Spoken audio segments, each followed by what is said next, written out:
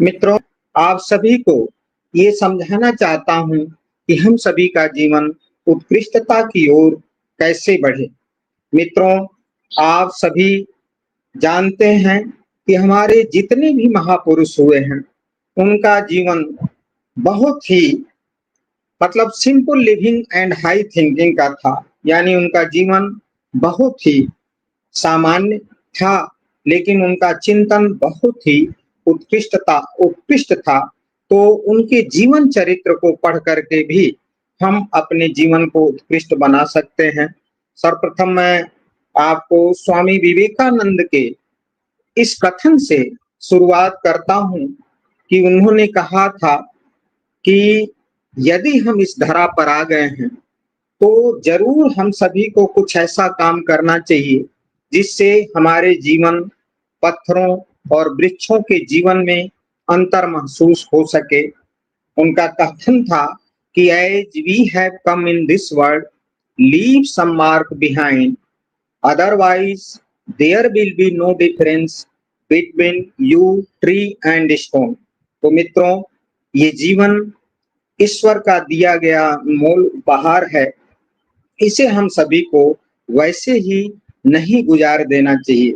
और हमारे विश्वकर्मा वंशी तो बहुत पहले से सभ्य और विद्वान कुल के माने जाते हैं। यानी इस सृष्टि का रचनाकार जो भगवान विश्वकर्मा हैं, उन्होंने इस कुल को बहुत ही सृजनशील और सर्जनात्मक बनाया है।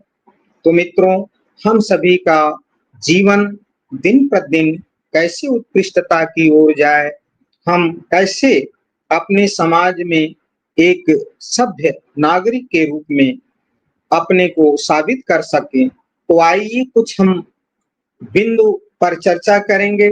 आप सभी को बताएंगे कि हम कैसे अपने जीवन को उत्कृष्टता की ओर ले जा सकते हैं। भगवान बुद्ध का दर्शन आप सभी जानते हैं कि उनके पंचशील सिद्धांत बहुत प्राचीन काल से हम सभी के जीवन को उद्वेलित करते रहे। पंचशील क्या था उनका सिद्धांत? मित्रों, था पहला, चोरी न करना, हिंसा न करना और व्यभिचार न करना।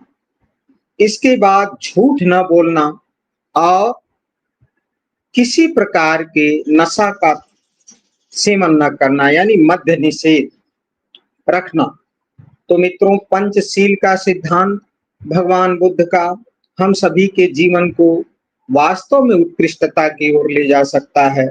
और आप सभी साथियों को बता दें कि हमारे देश विदेश में जितने भी हमारे देश हैं, पूरे पूरे राष्ट्र की जो पुलिस और कोर्ट की व्यवस्था भी है, तो आप देखिए 5 चीजों पर ही अवलंबित है।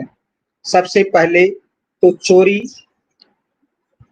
न करना, झूठ न बोलना, हिंसा न करना और संग्रह न करना, परिग्रह और व्यभिचार। इन 5 नियमों पर ही कोर्ट और सब कानून अवलंबित हैं। तो हमारा जीवन एक तरह से इन्हीं 5 सिद्धांतों पर अवलंबित होना चाहिए। हमारे मनीषियों ने, हमारे आर्ष ऋषियों ने भी हमको समझाया है कि अगर अपना जीवन उत्कृष्टता की ओर ले जाना चाहते हैं, तो हमें कुछ नैतिक मूल्यों और जीवन मूल्यों पर विशेष ध्यान देना पड़ेगा। आप देखिए, हमारे पूर्वजों ने बहुत पहले से ही कहा है कि हम सभी को किसी भी क्षेत्र में अगर प्रगति हम सभी चाहते हैं, तो हम सभी को सबसे पहले नियत अपनी साफ रखनी चाहिए। और नियति का भी यही खेल है कि नियति में जो कुछ आप देते हैं वही आप पाते हैं। जो बोएगा वो काटेगा, ये जग कर्मों की खेती है। जैसा कि आप जानते हैं कि हम सभी का कर्म जो है वो दिनों दिन उत्कृष्टता की ओर कैसे जाए, हम सभी का कर्मों की सूचिता पर हम सभी को विशेष ध्यान देना चाहिए। क्योंकि मित्रों, प्रकृति माँ भी किसी को माफ नहीं करती। Mother nature never spare anyone. It gives balancing effect to all person. यानी जैसी करनी वैसा फल, आज नहीं तो निश्चय कल, ये सिद्धांत प्रकृति का है। इसलिए हम सभी को कर्मों की सूचिता पर विशेष ध्यान देना चाहिए। तो मित्रों, हम आते हैं आप सभी का जीवन उत्कृष्टता की ओर कैसे जाए, आपकी आध्यात्मिक प्रगति दिनों दिन कैसे हो, मैं इस पे एक एक करके आप सभी से चर्चा करना चाहता हूँ। मित्रों, हमारे आर्ष ऋषियों ने जीवन में 10 तरह के पापों की चर्चा की है। मैं एक एक करके आप सभी को उस पे चिंतन मनन करूंगा। देखिए, शरीर से हम लोग 3 तरह के पाप कर्म करते हैं। पहला, चोरी। चोरी क्या है कि बिना किसी को बताए किसी की वस्तु को ले लेना। इवन किसी के विचारों को भी आप कहीं अपने नाम से पब्लिश कराते हैं तो that is also a kind of theft, वो भी एक प्रकार की चोरी ही है। तो चोरी जो हम शरीर से 3 पाप करते हैं, उसमें पहला पाप है चोरी न करना। हिंसा, हिंसा के संदर्भ में हमारे आर्ष ऋषियों ने हम सभी को समझाया है कि मां हिंसयाति सर्वभूतानि, यानी हमको किसी जीव की हत्या नहीं करनी चाहिए। लेकिन आज देखिए मित्रों, हम अपने स्वाद के लिए मांसाहार करते हैं। क्या आप सोचे मांसाहार करने से आपका जीवन उत्कृष्ट बनेगा? उन छोटे छोटे जीवों को जिसकी हिंसा करके उन्हें पका करके हम सभी खाते हैं, जीव जंतुओं की बलि चढ़ाते हैं, क्या उससे आप जीवन में उत्कृष्टता पा सकते हैं? कदापि नहीं। जो मंदिरों में बकरे की बलि देता है, क्या उससे देवी प्रसन्न होंगी? आप जरा सोचें, हम सभी विवेकशील प्राणी हैं। किसी देवी के समक्ष किसी निरीह प्राणी की हत्या करना, उसकी बलि चढ़ाना किसी भी हाल में जो है ये आपको सकूनदायक नहीं हो सकता और आपके जीवन में उत्कृष्टता, आपका जीवन उत्कृष्टता की ओर नहीं ले जा सकता। तो इसलिए मित्रों, हम सभी को हिंसा का मार्ग छोड़ करके हिंसक न बनते हुए, मांसाहार न करते हुए हम सभी को शाकाहार जीवन अपनाना चाहिए। अभी आपको एक उदाहरण बताऊंगा कि दिल्ली में अभी विश्व शाकाहार सम्मेलन हुआ था। विश्व के सारे वैज्ञानिक, समाजशास्त्री और मनीषी गण आए थे। उन लोगों ने उस विश्व शाकाहार सम्मेलन में अपने अपने विचार रखे और उस विश्व शाकाहार सम्मेलन की फाइंडिंग्स थी कि शाकाहार करने से व्यक्ति 19% कम बीमार होता है बनस्पत जो मांसाहार करते हैं।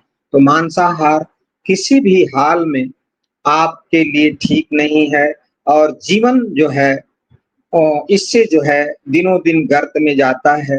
तो आप सभी से मेरा अनुरोध है कि अपने जीवन में उत्कृष्टता अगर चाहते हो तो हम सभी को शाकाहार अपनाना चाहिए। मित्रों, आप देखिए, इस धरा पर सबसे बड़ा बलशाली जानवर शायद हाथी को आपने देखा होगा। हाथी मांसाहार नहीं करता और वो शाकाहारी जंतु है।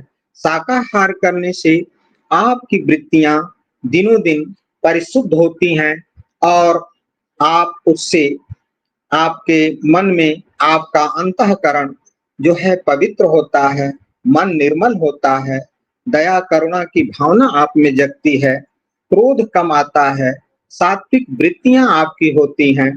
तो मित्रों, शाकाहार करना चाहिए। तो मैं आपको ये बता रहा था कि हम लोग शरीर से जो 3 पाप करते हैं, पहला चोरी, दूसरा हिंसा और तीसरा निषिद्ध मैथुन में प्रवृत्त रहना।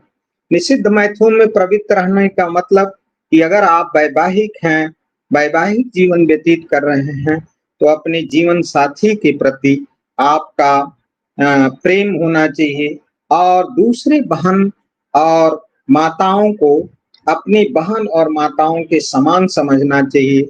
यानी आपकी पवित्र दृष्टिकोण होनी चाहिए और हमारे महर्षियों ने इस पे चिंतन किया है। उन्होंने बताया है कि मातृवत परदारेषु, यानी अन्य सभी स्त्रियों के साथ हम सभी को मातृवत व्यवहार करना चाहिए। इससे आपका जीवन उत्कृष्टता की ओर जाता है। और वहीं पर दूसरा उन्होंने कहा कि लोष्टवत पर द्रव्येषु, यानी दूसरे के धन दौलत को हम सभी को मिट्टी का ढेला समझना चाहिए। आत्मवत सर्वभूतेषु, यानी अपनी आत्मा के समान दूसरे को समझना चाहिए। तो ये जब जीवन में आपके ये दृष्टियां, इस तरह की भावनाएं पैदा होंगी, तो निश्चित जानिए आपका जीवन इस धरा पर बहुत ही उत्कृष्टता की ओर धीरे धीरे बढ़ने लगेगा और आपकी वृत्तियां सद्वृत्तियों में कन्वर्ट होने लगेंगी। जीवन आपका पवित्र होने लगेगा। तो मित्रों, मैं शरीर से होने वाले 3 पाप की चर्चा अभी किया आपसे। पहला क्या था? चोरी, दूसरा हिंसा, और तीसरा निषिद्ध मैथुन में प्रवृत्त रहना। ये शरीर से हम सभी 3 पाप करते हैं। वहीं वाणी से भी हम सभी 4 पाप करते हैं। अब वाणी से कौन से पाप कर्म होते हैं? आप जरा अनुशीलन करें, विचार करें कि सुबह से शाम कितने लोग उठ करके और बिस्तर छोड़ते ही जब आते हैं, नैतिक अपना दैनिक दिनचर्या करते हैं, तो उसमें 90% झूठ बोलते हैं और शाम तक झूठ बोलते बोलते फिर सो जाते हैं, फिर सुबह उठते हैं, तो यही क्रम उनका जारी रहता है। तो मित्रों, असत्य वचन वाणी का पहला पाप, तो असत्य वचन नहीं बोलना चाहिए। दूसरा जो वाणी से हम लोग पाप करते हैं वो कटु वचन है। कटु वचन के संदर्भ में हम आप सभी को बता दें कि इतिहास इसका साक्षी है कि हम सभी जितने युद्ध लड़े हैं वो कटु वचन के द्वारा ही होता है।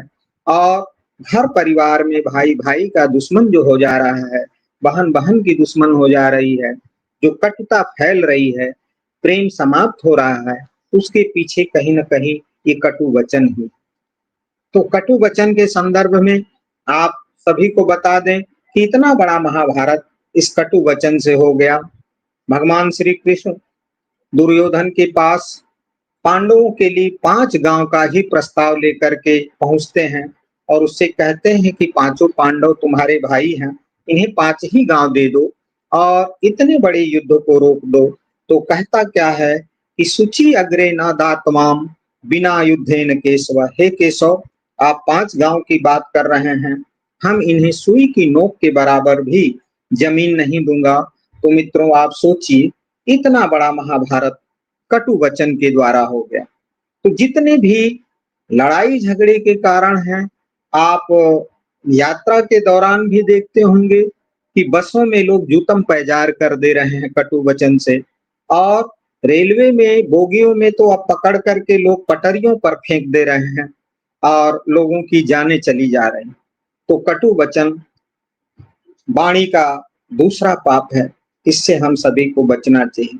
तीसरा जो वाणी से हम लोग पाप करते हैं, वो आप देखे होंगे कि घर परिवार चट्टी चौराहे पर हम सभी जब बैठ जाते हैं, तो मित्रों अनावश्यक निष्प्रयोज्य बकवास शुरू कर देते हैं और कहते क्या हैं कि मैंने उस व्यक्ति को इतना मजा चखा दिया, अगर वो जा रहा है लोअर कोर्ट तो चले, मैं भी उसे हाई कोर्ट में ढकेलूंगा या उसे उससे समझूंगा, समझ लूंगा, और वो देखिए कहाँ कहाँ दौड़ता है, उसे मैं परेशान करूंगा।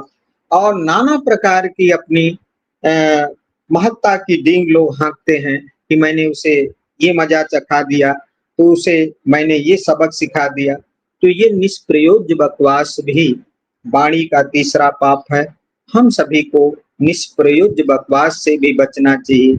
यानी वाणी आप जब भी बोलें, बहुत ही संयमित आपको वाणी अपनी निकालनी चाहिए, क्योंकि आचार्य दंडी ने कहा है कि वाचा में प्रसादेन लोक यात्रा प्रवर्तते, यानी वाणी के ही प्रसाद से हम सभी की भौतिक क्रियाएं जारी हैं। तो वाणी आपके व्यक्तित्व का एक बहुत बड़ा माध्यम है उस उत्कृष्टता की ओर ले जाने के लिए। और जहां पर जो व्यक्ति वो बातचीत कर रहे हो, कोई और बातचीत कर रहा हो, तो उसमें जब तक आपको परमिशन न मिले, आपको उन दोनों की वार्ता में शरीक नहीं होना चाहिए। अगर कहीं पे आपकी राय ली जाती है तभी आपको बोलना चाहिए, और बीच में कभी भी हस्तक्षेप किसी के नहीं करना चाहिए। तो वाणी आपकी संयमित हो तभी आपका व्यवहार जो है संयमित हो सकता है। ज्यादा हम सभी को पकड़ पकड़ या अनावश्यक बोलने की जरूरत नहीं होनी चाहिए। और अधिक बोलने वाला, मैं मित्रों बता दूं कि हमारे शास्त्र कहते हैं कि जो बहुत अधिक बोलता है उसका आयु भी बहुत कम हो जाती है। तो अनावश्यक हम सभी को नहीं बोलना चाहिए। जो भी बोलें वो बहुत ही सोच समझ करके आप सभी को, हम सभी को अपनी वाणी निश्रित करनी चाहिए, क्योंकि वाणी भी, वाणी में सरस्वती का वास होता है। और चौथा, मैं अभी आपसे चर्चा कर रहा था कि वाणी के 4 पाप होते हैं। पहला मैंने बताया असत्य वचन, दूसरा आप सभी पर के समक्ष चर्चा किया कटु वचन की, तीसरा आप सभी को बताया निष्प्रयोज्य बकवास की, और चौथा जो वाणी से हम सभी पाप करते हैं उसे कहते हैं कि पर निंदा। मित्रों, किसी दूसरे की निंदा नहीं करनी चाहिए। और आज आप देखिए कि हम सभी पढ़ लिख करके एक दूसरे की टांग खिंचाई कर रहे हैं, निंदा कर रहे हैं। जहां हम सभी इकट्ठे होते हैं तो हम एक दूसरे पर कटाक्ष करते हैं, उनकी निंदा करते हैं। आचार्य तुलसी ने रामचरितमानस में लिखा है कि पर निंदा सम अघनगरीसा। अगर जीवन में और पाप कमाना चाहते हो तो हम सभी को दूसरों की निंदा शुरू करनी चाहिए।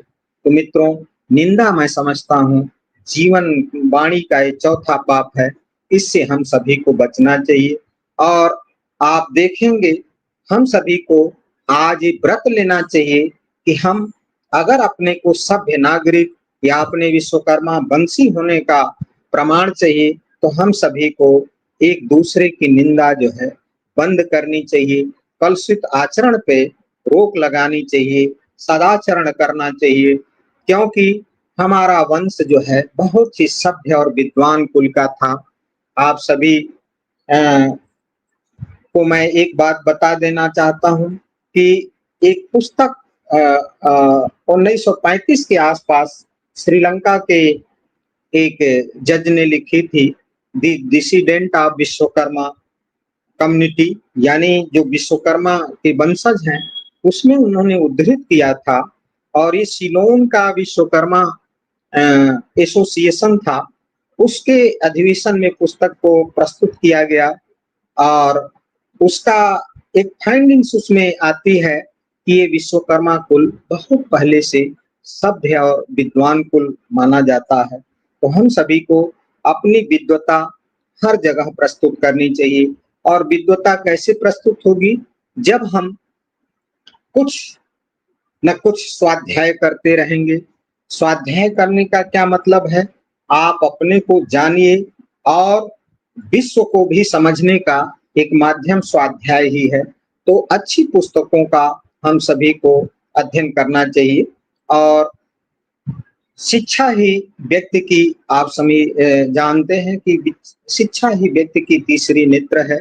और जितना ही हम अपने बच्चों को शिक्षित करेंगे, हम शिक्षित होंगे, उतना ही हमारा कुल और समाज जो है आगे बढ़ेगा और अच्छी दिशा आप देने के योग्य हो सकते हैं। मित्रों, अभी पंचशील की भी मैंने चर्चा आपसे की। आप जो है अष्टांग योग की बातें भी सुना होगा। आचार्य पातंजलि ने भी अष्टांग योग की चर्चा की है। उसमें भी यम और नियम की चर्चाएं पातंजलि ने की है। यम जो है, हम अपना दूसरे के साथ जो व्यवहार करते हैं वो नैतिक मूल्यों के, जिन नैतिक मूल्यों का हम लोग पालन करते हैं उसको यम कहते हैं। इसके 5 उप नियम हैं। और अष्टांग योग का दूसरा जो नियम आता है वो नियम का है। नियम के भी 5 उप नियम होते हैं, जिसमें शौच, शौच यानी आपकी आंतरिक शुद्धि और बाह्य शुद्धि को शौच कहते हैं। शौच का मतलब है कि आप अंतर से अंतर आपका अंतःकरण पवित्र हो, और बाहर की शुद्धता तो आप रखे हैं, तो बाहर और आंतरिक शुद्धि को हम शौच कहते हैं। दूसरा, पातंजलि ने तप की चर्चा की है, यानी साधना के कर्तव्य पथ पर जो भी कठिनाई आती है उसे सहन करने की एक जो विधा है उसे हम तप कहते हैं। तप भी 3 प्रकार का होता है, कायिक, वाचिक और मानसिक। तो 3 तरह के तप होते हैं। तीसरा, उन्होंने संतोष की चर्चा की। संतोष क्या है कि जीवन में जो भी घटनाएं आपके जीवन में घटित हो रही हैं उसे चुनाव रहित स्वीकार करना ही संतोष की श्रेणी में आता है। और हमारे पूर्वजों ने भी हमें समझाया है कि गोधन गजधन बाजीधन और रतन धन कान, जब आवे संतोष धन सब धन धूरी समान। तो जीवन में संतोषी भी हम सभी को होना चाहिए। ये अष्टांग योग में भी पातंजलि ने इसका वर्णन किया है। तीसरा है स्वाध्याय। स्वाध्याय की अभी चर्चा मैंने किया कि अपने को जानने के लिए और अपने आत्म को जानने के लिए, दूसरों को जानने के लिए हम सभी को स्वाध्याय करना बहुत ही आवश्यक है। पूरा ग्रंथों का हम अध्ययन करते हैं कि हम मेरा यानी हम सभी का इस धरा पर अवतरण किस लिए किया गया है, इसे जानने का बहुत ही अच्छा मार्ग स्वाध्याय होता है।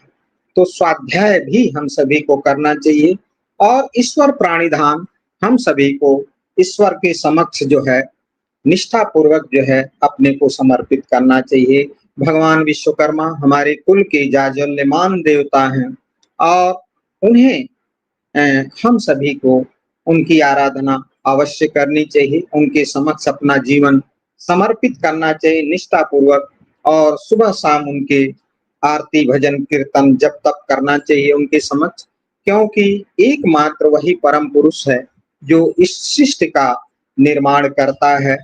और आपको एक चीज और बता दें कि सर्वप्रथम जो ऋग्वेद की रचना की गई, सबसे पहले तो हमारे ऋषि मुनियों की वाणी ही होती थी, क्योंकि उस समय कोई प्रेस नहीं था, कोई लिखित इस तरह की लिखित अपना विचार प्रस्तुत करने का कोई माध्यम नहीं था, जैसे आज विभिन्न तरह के पत्र पत्रिकाएं हैं, पुस्तक हैं। उन दिनों जो है इस तरह के माध्यम नहीं हुआ करते थे, तो हमारे ऋषि संत मुनि जो उनके वाणी निश्रित होती थी उन्हें हम लोग श्रुति के नाम से जानते थे। श्रुतियों को जब संकलित करना शुरू किया गया तो सर्वप्रथम ऋग्वेद की रचना की गई। तो ऋग्वेद में मित्रों आप सभी को मैं जानकारी दे दूं कि ऋग्वेद में कोई मुख्य इस तरह की त्रिमूर्ति की चर्चा नहीं की गई है, न उनकी आराधना की गई ब्रह्मा विष्णु महेश की। ऋग्वेद में सूर्य चंद्रमा वरुण सोम प्रजापति विश्वकर्मा इत्यादि देवों की ही चर्चाएं हैं, और भगवान विश्वकर्मा का नाम ऋग्वेद में लगभग 71 बार लिया गया है। तो वो परम पुरुष इस सृष्टि का निर्माण करता है, और वही परम पुरुष इस सृष्टि करता है जिसकी आराधना प्रार्थना हम सभी को अवश्य करनी चाहिए।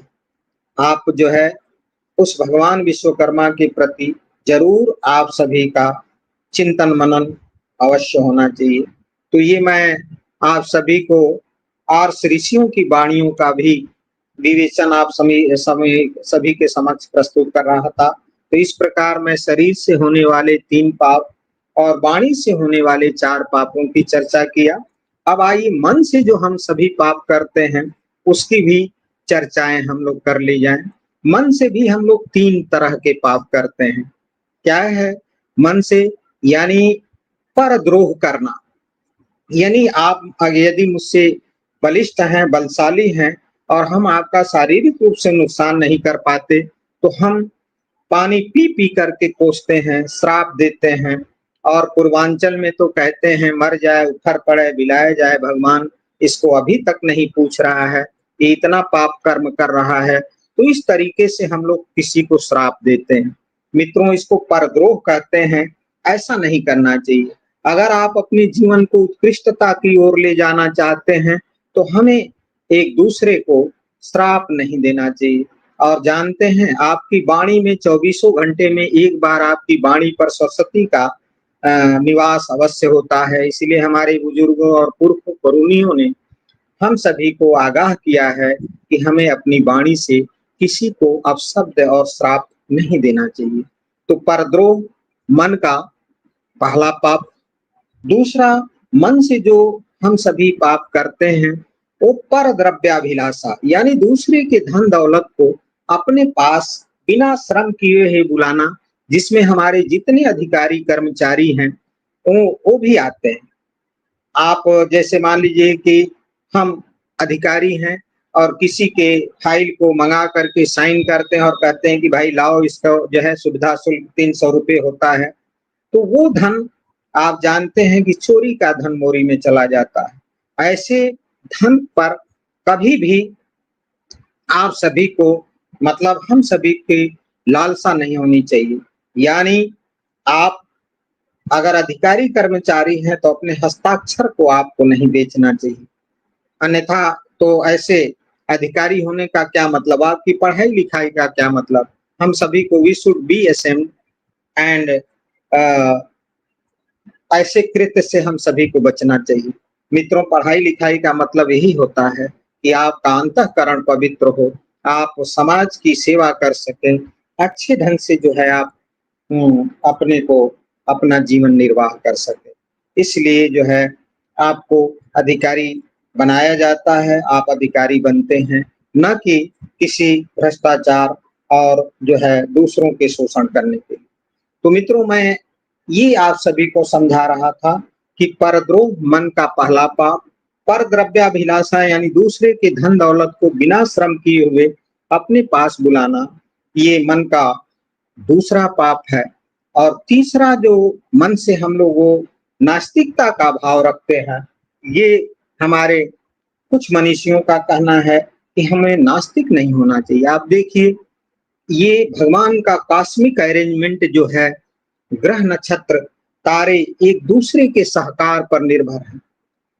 पूरे ब्रह्मांड में ये एक ही सूर्य नहीं है, कुल 12 आदित्यों की चर्चा की गई है। और कितने बड़े बड़े गैलेक्सी हैं, नक्षत्र तारे हैं। चंद्रमा पृथ्वी का चक्कर लगा रहा है, पृथ्वी सूर्य का चक्कर लगा रही है। कितने तारे जो है एक दूसरे तारों का चक्कर लगा रहे हैं। तो आप देखिए, उनमें जब निर्जीवों में इतना बड़ा सहकार है, कोऑपरेशन है, तो हम सभी तो जीवित प्राणी हैं इस धरा पे। तो हम सभी जीवित प्राणियों के मध्य भी कोऑपरेशन होना चाहिए, सहकार होना चाहिए। अभी जो हमने आपके समक्ष चर्चाएं की कि हमें अपने शरीर से जो हम 3 पाप करते हैं इससे बचें, वाणी से जो 4 पाप करते हैं इससे हम सभी को बचना चाहिए, और मन से हमने 3 पाप की जो चर्चा की कि तीसरा जो मन के पाप थे, मन का जो 3 पापों की चर्चा में मैं परद्रोह की चर्चा किया, पर द्रव्याभिलाषा की चर्चा किया, और आपको कभी हम सभी को जो है मतलब इस तरह का कि ईश्वर की मतलब आराधना में भी मन वो करना चाहिए, लगाना चाहिए हम लोगों को। कभी कभी हमारे कुछ विद्वान मनीषियों ने कहा है कि हमको किसी के अहित की निरंतर चिंतन नहीं करना चाहिए कि वो उसका नुकसान हो जाए या उसे श्राप दे।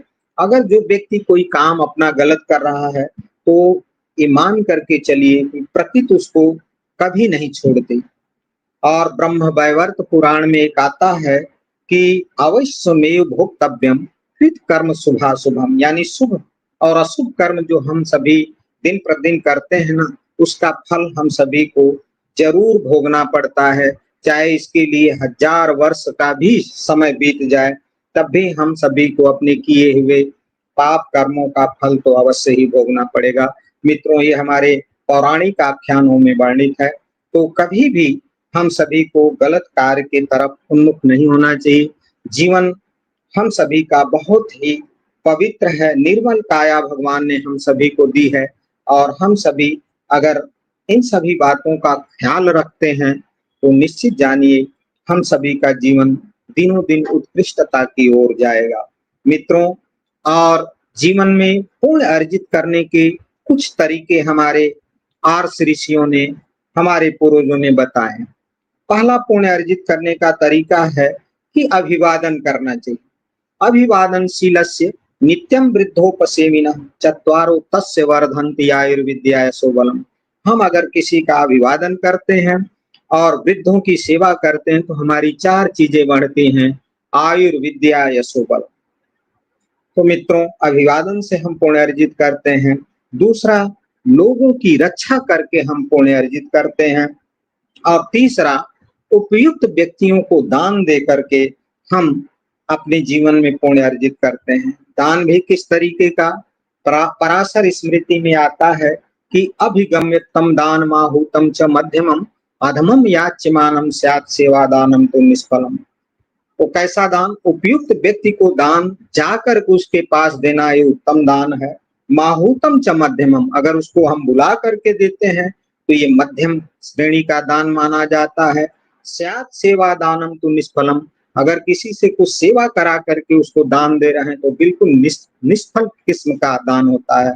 तो जीवन में पुण्य अर्जित करने के लिए हम सभी को दान देने के भी जो हमारे पूर्वजों ने व्यवस्था की है उसे हम सभी को समय समय से चरितार्थ करना चाहिए। तो मित्रों, और हमारे पूर्वजों ने ये भी कहा है कि दाहिना कुछ दे तो बाएं को न पता चले।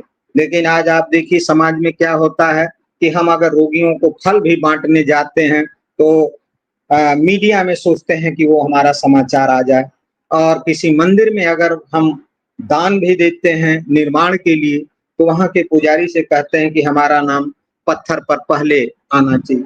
तो मित्रों, उस दान का क्या मतलब आपका क्या अस्तित्व है या क्या उसका रोल आपके जीवन में हो सकता है जो आप उसको प्रोपोगंडा के तौर पे दान देते हैं। तो मित्रों, गुप्त दान देना चाहिए और वो आपके जीवन में बहुत ही आपका अभ्युदय करता है। दान उस चीज का देना चाहिए जैसे जिसमें आपका श्रम लगा हो, जिसमें आपके भाव हों, पवित्रता हो, उस चीज का दान देना चाहिए। अगर सपोज कीजिए कि मैं अधिकारी हूँ, गवर्नमेंट को 5 लाख का चूना लगा करके और 1 लाख का गरीबों में कंबल बांट दूं, तो मित्रों लाइए मैं प्रोनोट लिख दूं कि आपके जीवन में सुख की एक भी फुंगी फूटने वाली नहीं है। उस दान का क्या दान जो भ्रष्टाचार, किसी का गला घोंट करके, किसी को सता करके, किसी को मिटा करके वो दान दिया जा रहा है, तो उस दान का आपके जीवन में उसका कोई महत्व नहीं है। तो मित्रों, मैं ये आप सभी को मैं बताना चाहूंगा कि हम सभी का जीवन अगर हम सदाचार से जीवन अपना गुजारते हैं, जो हमारे जीवन का एक तरह से सिद्धांत हमारे और ऋषियों मनीषियों ने प्रतिपादित किया है, उसे अगर अब हम अपने जीवन में धारण करते हैं तो निश्चित जानिए हमारा जीवन दिनों दिन उत्कृष्टता की ओर जाएगा। वरना जीवन ये आपका है, आप कैसे इसे जो है लीड करते हैं, कैसे इसको बिताते हैं, ये तो आप पर ही है। लेकिन इस जीवन की कीमत को समझिए, जीवन के मूल्यों को धारण करिए अपने जीवन में, अपने आने वाली प्रोजनी को समझाइए, बच्चों को संस्कारित बनाइए। संस्कार से ही संसार है। दृष्टि अगर आपकी ठीक हुई तो आप समझिए कि जिस कुल में आप रह रहे हैं, जहां रह रहे हैं, वहां पवित्रता फैलेगी। तो अंतःकरण को पवित्र बनाना, शौच अभी हमने बताया बाह्य और अंतर की शुद्धता से लिया जाता है, और स्वाध्याय, ये सभी इन जीवन मूल्यों को हम सभी को धारण करना चाहिए, जिससे हम सभी का जीवन दिनों दिन उत्कृष्टता की ओर जाए। ये कुल हमारे जो विश्वकर्मा वंशियों का है, ये बहुत ही अच्छा और पवित्र कुल है। मित्रों, हम सभी सभ्य और विद्वान बहुत पहले से माने जाते हैं।